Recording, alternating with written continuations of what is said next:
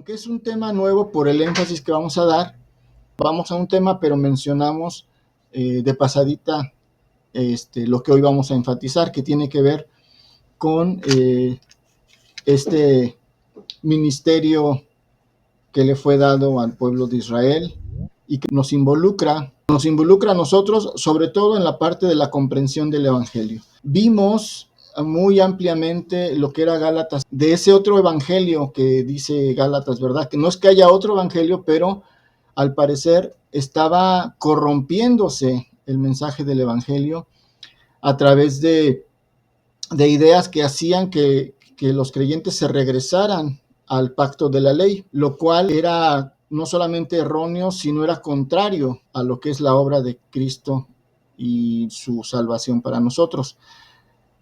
Esa parte es importante que la entendamos. Bueno, yo creo que la repasamos mucho, la hemos entendido, vimos la analogía con el arca y toda la cuestión que tenía que ver con el caer de la gracia al regresar a las obras de la ley. Esto es importante porque precisamente este era el evangelio corrompido que decía Pablo, que el que decía no es que haya otro evangelio, pero es que se ha corrompido este mensaje. Y de alguna manera, mis hermanos, todavía no termina de comprenderse porque nos resulta a veces confuso, incluso nos resulta escandaloso pensar la culminación de un pacto de la ley por no entender precisamente lo que significa y pensamos que estamos dándole una sentencia de muerte a la ley de Dios. Esa confusión que creo que ya la hemos hablado ampliamente, porque hemos mencionado, pero como que nos falta ahí un huequito por cerrar para terminar de comprender esta parte. Y hoy, a partir de hoy, lo vamos a comenzar a analizar para que lo podamos comprender ampliamente. Y como les digo, algunas cosas van a ver que ya las hemos visto. Yo espero que se acuerden porque vamos a mencionar varias cosas que ya hemos estado viendo. Era importante ver lo anterior, ¿verdad? Para que nos podamos familiarizar y asimilar mejor lo que vamos a ir viendo. Ahora vamos a analizar con respecto al ministerio que fue dado al pueblo de Israel, que tiene que ver con la ley y con el pecado. Lo que puse aquí como introducción, espero que se acuerden de lo que hemos estado viendo con las temáticas anteriores. El tema central tiene que ver con la ley o del pacto de la ley, acuérdense. Siempre vamos a hablar dos aspectos, por lo menos dos aspectos principales cuando mencionamos ley.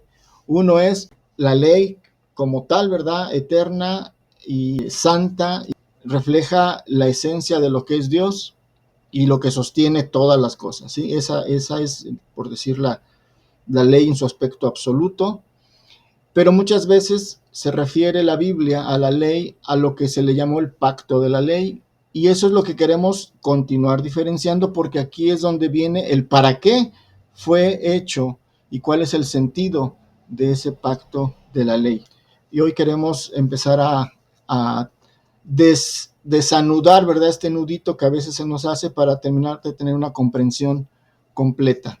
Quiero comenzar con algunas ideas, o sea, vamos a plantearnos desde un pensamiento desde que ya hemos visto, pero quiero que nos ubiquemos para que nos acordemos de lo que ya hemos visto y a partir de ahí estemos, digamos, construyendo y edificando nuestro pensamiento en esa base, ¿sí? Si se acuerdan, habíamos hablado del plan eterno y perfecto de Dios, ¿sí? Concebido en su mente y en su corazón desde el principio de los tiempos, desde la eternidad, desde antes de que todo fuera creado, Dios tenía un plan y es un plan único que no ha cambiado y que es eterno y que es el que continúa prevaleciendo, vigente, y no hay otro plan, es el mismo, ¿sí? Desde la eternidad lo comenzó. Nosotros somos parte importante de ese plan, lo vimos en el inicio del tema de la nueva creación, y nosotros hemos sido de alguna manera paulatinamente insertados, digamos, a la parte que nos corresponde dentro de ese plan, ¿sí? Podemos entender la presencia del hombre en este mundo, ¿sí? ¿para qué el hombre fue puesto sobre este mundo? Y habíamos dicho que había por lo menos dos grandes propósitos para los cuales el ser humano está sobre este mundo, en esta tierra, ¿sí? Nuestra presencia en este mundo tiene propósitos temporales. Esta no es nuestra realidad, esta no es nuestra existencia, digamos, eterna. Este no es el fin eterno que Dios quiere para nosotros, sino estamos, como decimos, estamos de paso. Nuestra presencia aquí obedece a una manera preparatoria, o sea, Dios nos va a preparar o nos está preparando para un destino glorioso, ¿sí? ¿Se acuerdan que en el tema de nueva creación vimos que cuando las personas no distinguen esta diferencia, viven este mundo, esta vida, como si fuera lo único que hay, sin una esperanza de que hay algo para lo cual nos estamos preparando en este mundo? Y siendo eso, pues la gente vive aquí pensando en el aquí y el ahora, el acumular o el ser aquí, acumular la dicha o la felicidad o el propósito de toda la vida, y se comienzan a hacer proyectos para que en esta vida haya pues todo lo necesario y más allá de lo necesario, ¿sí? Carreras, profesiones, negocios, proyectos. ¿Se acuerdan? Habíamos dicho de que había cinco cosas que eran temporales, que eran parte de lo que este mundo nos condiciona a seguir. Habíamos hablado del amor, el dinero, el placer, el bienestar.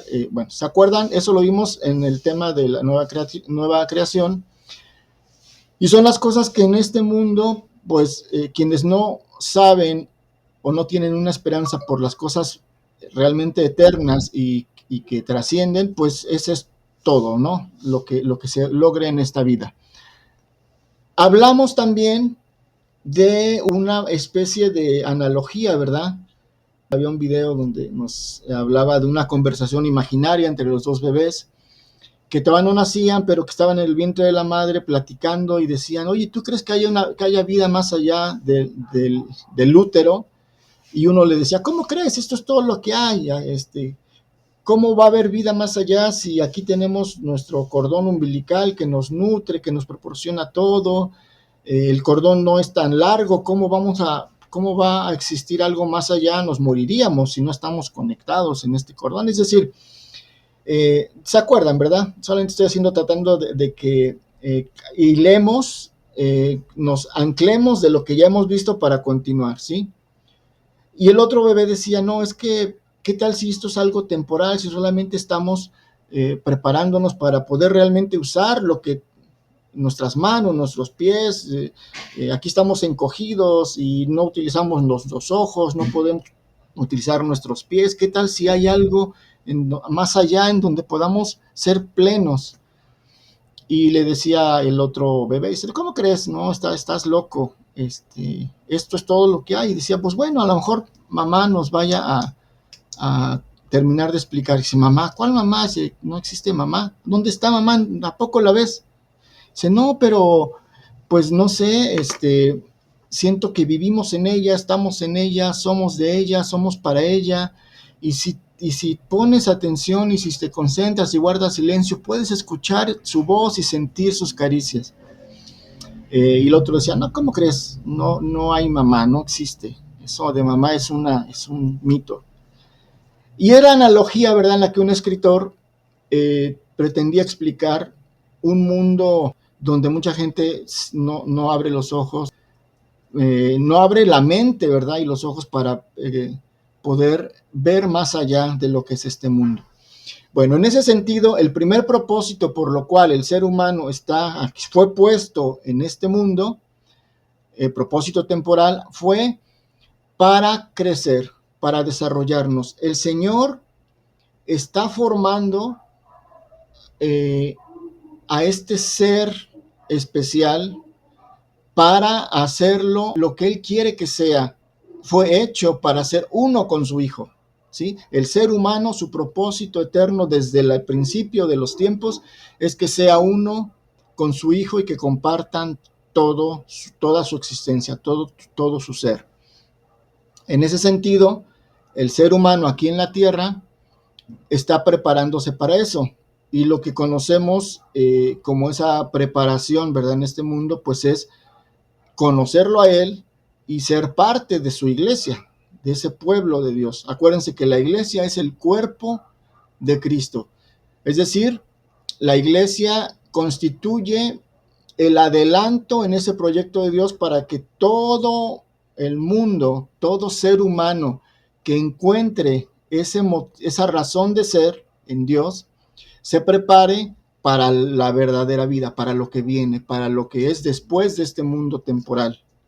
¿Sí? Entonces, el mundo viene a ser como un útero donde todo el ser humano está creciendo, desarrollándose, adquiriendo habilidades, conociendo cada día más de su Padre, conociendo cada día más de su destino y preparándose para su destino para cuando este útero termine, ¿verdad? Hablamos de 40 semanas y el número 40 es un periodo de tiempo de prueba, de espera, de preparación. Todas las veces que veamos el número 40 en la Biblia, tiene que ver con un periodo de prueba, de preparación. Los 40 años del pueblo de Israel, los 40 días y 40 noches en el desierto de Jesús, de nuestro Señor Jesucristo, y hay más. Pero también las 40 semanas de embarazo es un periodo temporal en el que nos estamos preparando. Acuérdense, el Señor siempre nos habla con lenguaje de símbolos, de sombras y figuras para entender cosas que trascienden más allá de nuestro entendimiento intelectual, nuestro entendimiento material, ¿sí?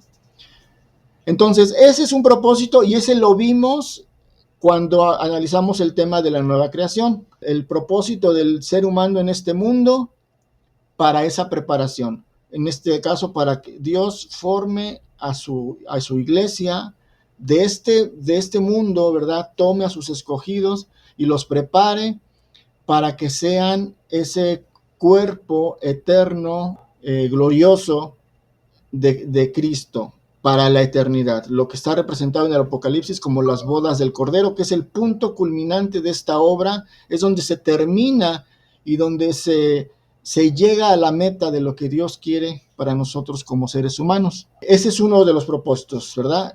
Y el otro propósito es el que mencionamos, pero no lo vimos. Ese es lo que vamos a ver, a desarrollar, profundizar, porque este segundo propósito tiene que ver con el juicio del pecado, de la muerte y del mal y del diablo, ¿verdad? Es decir, cómo es que Dios en su plan, ¿verdad? Aún la misma caída, Dios la aprovecha para el beneficio de su plan. Y ahora este mundo es el escenario para preparar el juicio contra la muerte, el pecado y el diablo, que ya se ejecutó en una parte, ¿verdad? Una parte importante fue la llegada del Hijo, ¿verdad? Y su muerte en la cruz. Esa es una parte importante que ya sucedió, pero vamos a ir analizando por qué se llegó a ese momento. Hay quienes dicen, bueno, es que ¿por qué tuvo que morir? ¿Por qué? Si Dios sabía que el hombre iba a caer, ¿por qué permitió? O sea, hay muchas incógnitas donde nosotros no alcanzamos a atar cabos, ¿verdad? Como que de repente hay huequitos, lagunas, que a lo mejor respondemos desde nuestro punto de vista, o a lo mejor simplemente se queda en blanco, ¿verdad? Como que pues no sé, son cosas que no comprendemos. Y esos huequitos, desgraciadamente, la gente que quiere atacar nuestra fe, los toma como puntos de sinsentido, de algo absurdo que sucede dentro de nuestra fe. Y ese es el punto al que nos vamos a concentrar, ¿sí? Ese segundo propósito, el mundo como el escenario para preparar el juicio contra la muerte y el pecado, el diablo, y todo lo que conlleva el mal, la maldad y todo lo que tiene este mundo así como está, ¿verdad? En decadencia. Así que, mis hermanos, vamos a iniciar nuestro recorrido en esta interesante reflexión. Esta diapositiva, mis hermanos, es una diapositiva que ya la vimos y corresponde a cuando iniciamos a ver lo que eran los pactos. Vimos el pacto de Noé, vimos el pacto de Abraham, vimos el pacto de Moisés, o sea, vimos varios pactos. Al principio analizamos precisamente la idea era diferenciar los diferentes pactos que ha hecho Dios y entender cómo es que tenemos un Dios de pactos, y es una manera de cómo Dios establece su relación con el ser humano. Esta la escogí porque precisamente la manera en que iba a ejercer ese juicio contra el pecado y contra la maldad tiene mucho que ver con la elección del pueblo de Israel como el pueblo escogido con el cual estableció un pacto.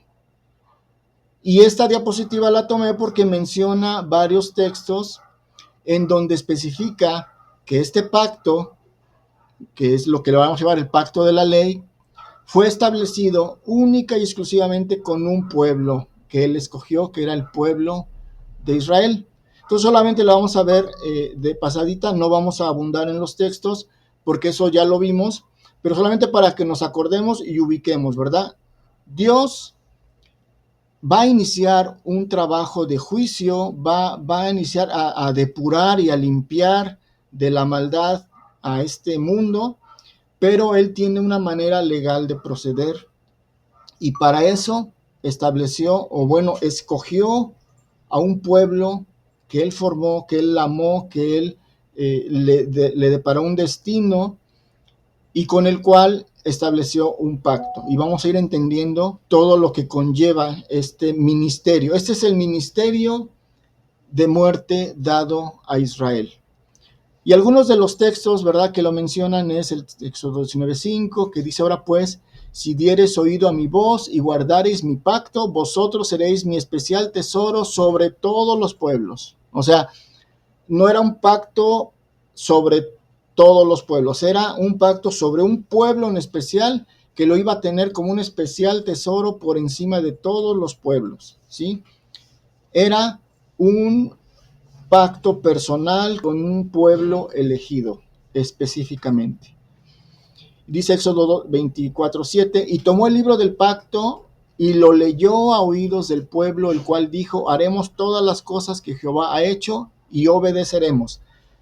El libro del pacto. Había un pacto que se estableció entre Dios y un pueblo específico, que es el pueblo al que él formó, al que él llamó, al que él hasta la fecha, ¿verdad?, es su pueblo elegido para esta función. Y establece precisamente que hay un pacto entre ellos. Éxodo 24:8, entonces Moisés tomó la sangre y roció sobre el pueblo y dijo: he aquí la sangre del pacto que Jehová ha hecho con vosotros sobre todas estas cosas. Sí, nuevamente ratifica el Señor por medio de sangre el pacto que ha hecho entre él y su pueblo. Éxodo 34:10 dice: y contestó: he aquí yo hago pacto delante de todo tu pueblo. Y bueno, esa es la temática de los textos.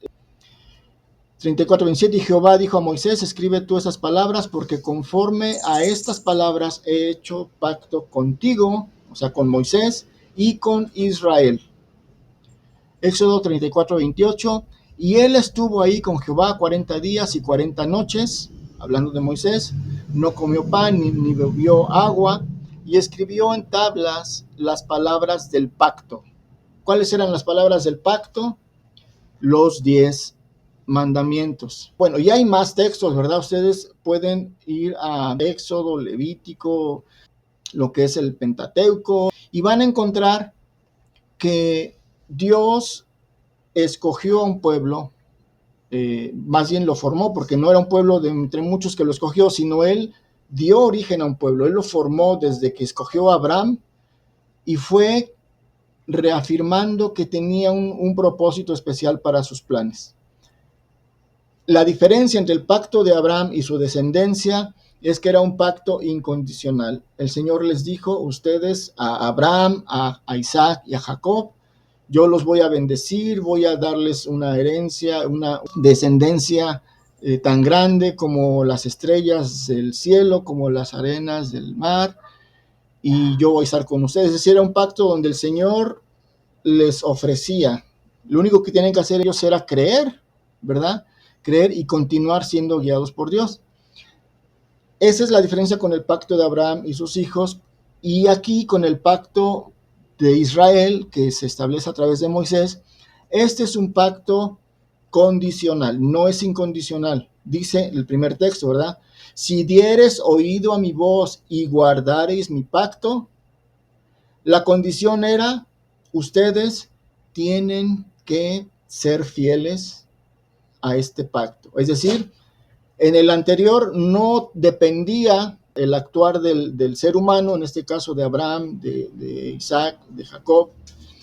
Y a partir de aquí, el pacto depende del proceder del ser humano.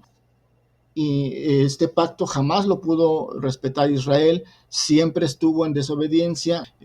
Todos los profetas denuncian esta infidelidad, porque se habla como si fuera un pacto matrimonial en lenguaje simbólico, donde Israel fue infiel, y el juicio de los profetas viene contra esa infidelidad. Fue algo que el pueblo no solamente no pudo cumplir, sino hacía cosas peores de lo que hacían otros pueblos. Es decir, este pueblo se degradó más allá de lo que sus propios vecinos idólatras, impíos, incircuncisos, ¿verdad? Se corrompió mucho más. ¿Qué pasó aquí? ¿Le salió mal algo a Dios? ¿Algo le falló? Y este es el huequito que nos quedaba siempre abierto, como que, bueno, ¿qué habrá pasado aquí? La temática que traemos ahorita viene a responder y viene a cerrar y viene a hacer que caiga en su lugar, porque Dios más bien, ¿verdad? Hizo este pacto con un pueblo que no iba a poder responder, es decir, o sea, no solamente Israel, ¿verdad? Ni él ni ningún pueblo en este mundo iba a poder responder este pacto, pero ¿cuál era la razón? ¿Para qué fue este ministerio? Porque fue una carga que fue puesta sobre Israel. ¿Qué función tenía? Y porque es que era algo también temporal. ¿Para qué estaba preparando a Israel? ¿Cuál era la función? ¿Por qué puso sobre sus hombros esta carga tan pesada? Tal como lo dijo Pedro, ¿verdad? No podemos imponer a los gentiles una carga que ni nosotros, ni nuestros padres, ni nadie ha podido cargar, cuando se pretendía que los gentiles se circuncidaran o se comprometieran en este pacto precisamente que fue dado a Israel. Muchas cosas de las que vamos a ver, de alguna manera ya las hemos visto, pero necesitábamos ver todos los aspectos que hemos estado comprendiendo para poder asimilar de manera correcta este ministerio dado a Israel.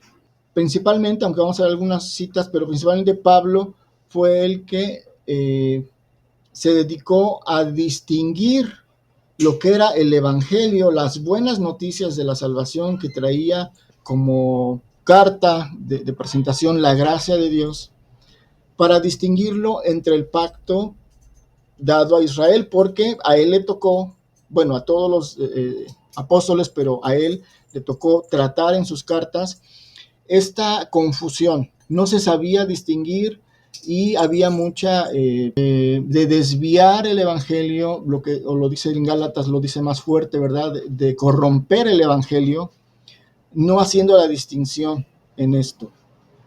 Entonces Pablo fue de los que vamos principalmente a ver cómo él trata de explicar y cómo él pone en claro toda esta situación. Y vamos a ir partiendo desde los principios por los que Dios opera. Hay una forma de proceder de Dios, ¿sí? Que a veces por no comprender esos principios no entendemos cómo procede Dios, pero aquí lo vamos a ir viendo, ¿sí? La ley fue un ministerio que le fue asignado a Israel, ¿sí?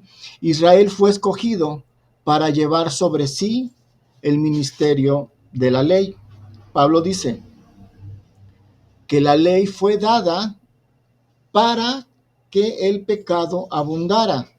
Romanos 5:20. ¿Sí? Al contrario de lo que tal vez pensamos o de lo que nos enseñaron, o de lo que nosotros creíamos, ¿verdad? El propósito de la ley fue ese, fue dado para que el pecado abundara. Pero ¿para qué quería Dios que el pecado abundara, verdad? Bueno, vamos a ir viendo todo lo que conlleva este proceder de Dios. Al abundar el pecado, abundaría la condenación y la muerte. Y lo podemos ver que con los profetas, ¿verdad? ¿Qué es lo que sucedió? Pues que el mensaje de los profetas era continuamente de condenación, de denuncia. Si no guardaban el pacto, iban a ser sujetos de varias pues maldiciones. O sea, ¿qué cosa les iba a pasar a este pueblo si no era fiel a este pacto? Y había cosas tremendas como que esparcirlos por la tierra, desaparecerlos, maldecirlos. Bueno, si ustedes leen Deuteronomio 28 a partir del verso 15, van a encontrar una lista interminable de cosas que les iba a suceder cuando no fueran fieles a este pacto. Entonces, esto sucede realmente, ¿sí? Abunda el pecado en el pueblo de Israel, tal como lo podemos ver en el testimonio escrito, histórico del Antiguo Testamento. Ahora, ¿cuál era la razón? Bueno, por esto fue necesario dar la ley, ¿sí? ¿Por qué? Porque había pecado antes de que fuera dada la ley, ¿sí? Dice la palabra de Dios en Romanos también, desde Adán hasta Moisés, ¿verdad? Hubo pecado. Pero ¿qué pasaba? Que el pecado no podía ser enjuiciado porque no había ley, ¿sí? Es lo que dice Romanos 5:13. Pues antes de la ley había pecado en el mundo, pero donde no hay ley, no se inculpa el pecado. No obstante, reinó la muerte desde Adán hasta Moisés.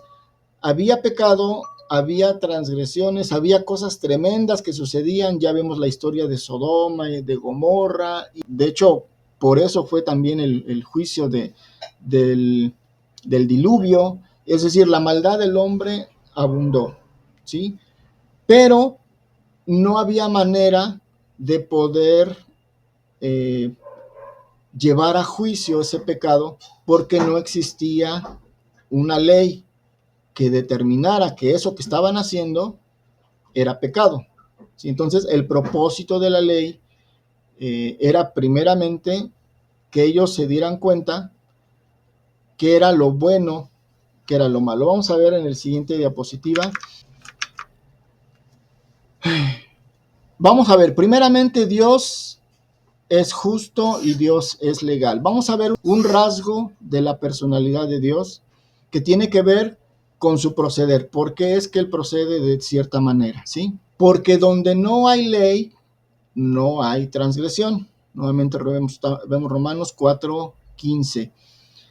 Donde no hay ley, no hay transgresión. Es decir, la gente puede estar haciendo lo que quiera y mientras no haya que determine qué cosas son transgresiones o qué cosas son ilegales, si no hay una ley, no hay ilegalidad, ¿sí? Entonces, necesita haber forzosamente una ley que pueda tipificar cada delito para que entonces pueda haber un juicio. No se puede inculpar el pecado si no hay una ley. Entonces había que normar toda la conducta para poder ejercer un juicio.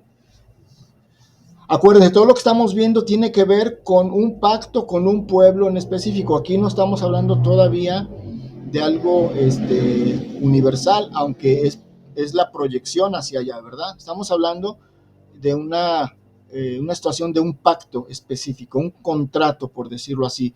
Yo soy su Dios y ese es el pacto que firmamos, en el cual ustedes están de acuerdo a mis estatutos, ¿verdad? A mis condiciones, a mis cláusulas, y mientras lo respeten, yo continúo siendo su Dios. Ese ejemplo ya lo hemos visto, ya lo hemos puesto, ¿verdad? Por ejemplo, antes aquí en nuestro país, el acoso sexual no era un delito. Por poner un ejemplo, ¿verdad? Que hoy está de moda. No era un delito. ¿Y qué sucedía? Pues que es algo malo, sí, o sea, siempre ha sido malo, pero no se podía condenar a alguien por eso porque no estaba estipulado en una ley, ¿sí? Entonces, aunque algo sea malo, mientras no esté escrito, ¿verdad? En una ley, no se puede legalmente proceder, ¿verdad? No se puede enjuiciar, no se puede condenar, no se puede castigar. Dice Pablo también, ¿verdad? El pecado entró en el mundo, pero no podía ser enjuiciado, a menos que hubiera una ley escrita, o sea, una base legal, que es lo que vino a constituir la ley. Por eso, aunque antes de la ley había pecado, pero no se podía enjuiciar ese pecado hasta que hubiese una ley. Bueno, sí se entiende la idea, ¿verdad? Hasta ahorita lo que estamos viendo es la necesidad de crear un marco legal para que entonces se pueda señalar el pecado, porque la ley no fue dada para corregirlo, sino para señalarlo. Como cuando estamos en la oscuridad, es un ejemplo que utiliza Juan de por qué el mundo no quiso la luz, porque quería vivir en la oscuridad, porque en la oscuridad nadie se daba cuenta de lo que hacían y todos podían continuar haciendo lo que hacían y no había una luz que dejara al descubierto lo que estaban haciendo. La ley viene a dar esa luz para que se den cuenta, miren, esto es lo que están haciendo. Entonces, obviamente, eso produce un rechazo y no necesariamente soluciona, simplemente se dan cuenta, ya pueden ver en base a un marco legal toda la putrefacción que estaba gestándose en su proceder, ¿verdad? La manera en que actuaban. La ley viene a dar esa luz, a hacer esa distinción. Aquí es algo importante de lo que es el carácter de Dios. Dios es arbitrario en cuanto a su amor, pero siempre es legal en cuanto a su juicio. Porque no existe una ley que le condicione a Dios o le restrinja su amor, pero siempre actuará bajo el marco legal que él mismo estableció. A veces pensamos, o a lo mejor, yo no sé si ustedes han llegado a escuchar de las personas, ¿verdad? Que dicen, es que yo no entiendo a Dios, ¿verdad? Pues si él tiene el poder sobre todas las cosas, pues una vez que destruya a toda la maldad y que destruya a todos los malos y que acabe con la maldad, ¿verdad? Si han escuchado eso, ¿verdad? Si Dios es poderoso y Dios es santo y Dios es bueno y soberano, pues que acabe ya, no sé por qué, ahora sí como diciendo, ¿qué tanto piensa o qué tanto hace ya que acabe con la maldad?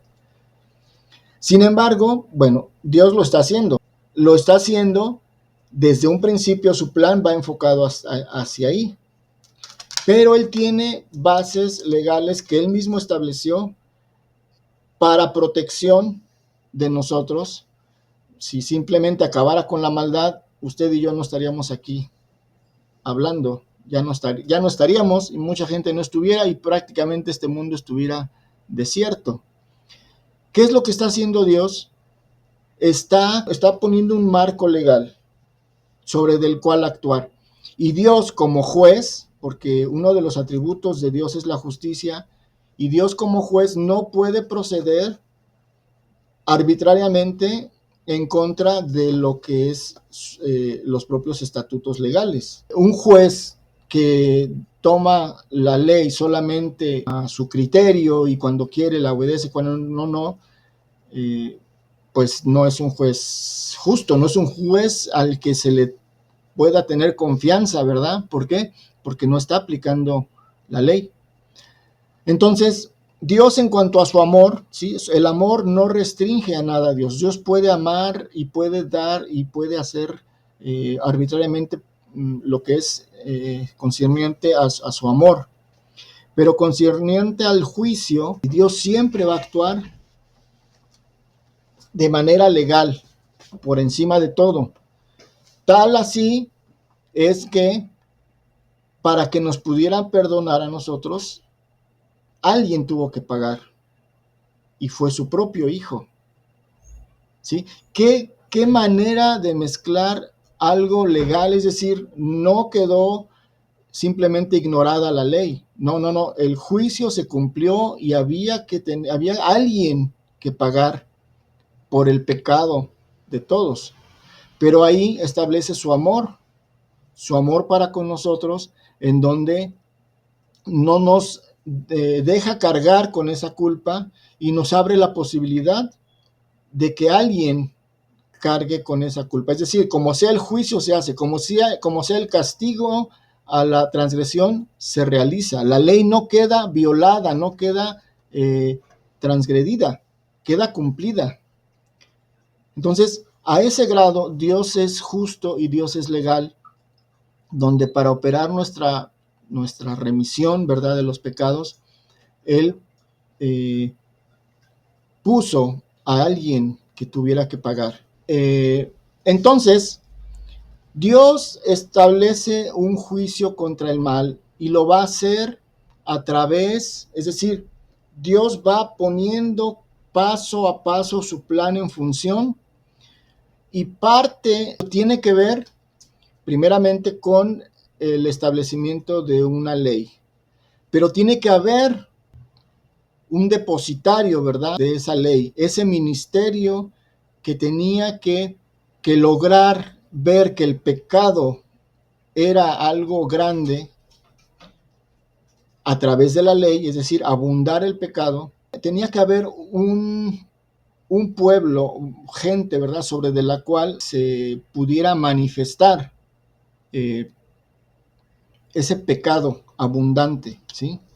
Por eso dice aquí, la ley tuvo que ser introducida porque había un plan eterno de Dios que ya lo tenía establecido, ¿sí? El plan era traer juicio sobre Satanás, sobre el pecado y sobre el mal. Dios no introdujo la ley para traer juicio sobre el hombre, Dios introdujo la ley para traer juicio sobre el pecado, para que fuera enjuiciado legalmente juntamente con Satanás y la muerte. El hombre no es el depositario del juicio de Dios, sino el pecado, la muerte y Satanás. ¿En dónde fue este juicio ejecutado? En la cruz del Calvario. Ahí el juicio cayó y por eso abrió la posibilidad para que el hombre pudiera librarse de ese juicio, es decir, se enjuiciara solamente el pecado, la maldad, Satanás y la muerte, pero el hombre pudiera tener una vía de salvación, de escape. El juicio no fue contra el hombre, jamás fue contra el hombre, porque el Señor proveyó un medio para que el hombre ayudara, en este caso, a ver cuán grande era el pecado, pero a la vez darle una posibilidad de que él no cayera sobre ese juicio.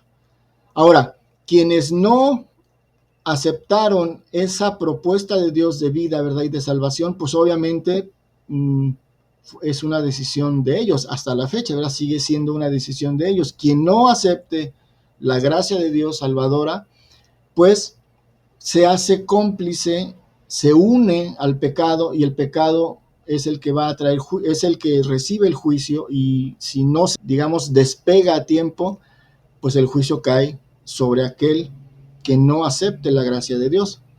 Dios no introdujo la ley para enjuiciar al hombre, pero el hombre que no acepte la gracia termina enjuiciado bajo la ley. O sea, inevitablemente, ¿verdad? Si ve uno que un barco se está hundiendo, o esa típica escena, ¿verdad?, de una balsa que va rumbo a una catarata, a una cascada, y yo no me dejo rescatar a tiempo, ¿verdad?, con una cuerda que me avienten, la rechazo, ahí está la cuerda, pero yo no la tomo, pues inevitablemente voy a caer junto con mi barquita, ¿verdad?, o lo que tenga yo, pues a ese destino.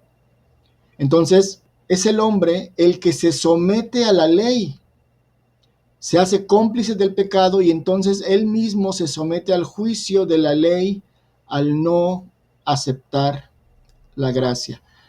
Esto es lo que estaba diciendo Pablo en Gálatas 5, ¿se acuerdan? Dice, si ustedes continúan y quieren estar sometidos a la ley, van a caer en la condenación y en la maldición que era preparada para el pecado, para la muerte y para Satanás, no para el hombre. Entonces, por la misma ley, es enjuiciado juntamente con ellos. No era para él, pero se hace acreedor a esa maldición. La ley no fue dada para enjuiciar al hombre, sino para enjuiciar el pecado que estaba en el hombre. De esta manera, el Señor hace esa obra única que nadie ni nada jamás lo puede volver a hacer. Quitar el pecado, despegar la naturaleza de pecado del ser humano. Por eso Juan el Bautista, al ver a Jesús, dijo, ¿verdad? He aquí el Cordero de Dios, que ¿qué hace? Que quita el pecado del mundo. Es decir, es el único que puede hacer esa separación entre el ser humano y el pecado, para que solamente el pecado sea condenado y sentenciado en la cruz y el ser humano reciba vida, despegado del pecado. Él es el único que lo puede hacer y esa es la propuesta de salvación, que era la única manera de poder llevar a juicio al pecado y traer salvación al ser humano. Todavía vamos a continuar ahondando más en cuál es el papel del pueblo de Israel y del pacto de la ley para este plan, para este propósito, pero eso lo vamos a ver en la siguiente sesión. Y vamos a terminar con una oración. Bueno, vamos a orar, hermanos. Bendito Padre Celestial que mora sobre las alturas de los cielos. Bendito Dios, tú eres, Señor, un Dios de amor, un Dios de bondad, un Dios, Padre, que cada día, Señor, has mostrado esa soberanía, bendito Dios. Muchos todavía, Padre, no ven. Y por eso, bendito Dios, tú quieres que también nosotros, como tus hijos, podamos ser esa luz que esté sobre la casa. Así dice tu palabra, que seamos esa luz que se vea, esa luz que sea como un láser, Señor. Ayúdanos, bendito Dios. Te doy gracias por la vida de nuestro pastor, que tú pones en su corazón y en su mente, Padre, el darnos nuevamente, Señor, una temática, Padre bendito, en la cual aprenderemos mucho, Señor. Ayúdanos, Padre, a tener esa disposición, a tener ese anhelo de conocerte más, de poder ver tus maravillas, de poder comprender, Señor, ese amor tan grande que tú tienes para con nosotros, Señor. Porque así dice tu palabra, que tú eres paciente con nosotros, porque no quieres que ninguno perezca, sino que todos puedan arrepentirse, bendito Padre. Ayúdanos, Señor, porque también nosotros tenemos esa responsabilidad y más que nada, Señor, tú quieres sembrar en nosotros ese amor que tú tienes para poder, Señor, ir a todos aquellos que aún no ven, a todos aquellos que aún están muertos, Padre. Ayúdanos, Señor. Danos fuerzas, ilumínanos, llénanos de tu espíritu, Padre. Y te doy gracias porque en esta noche, Señor, pudimos escuchar una porción de tu palabra.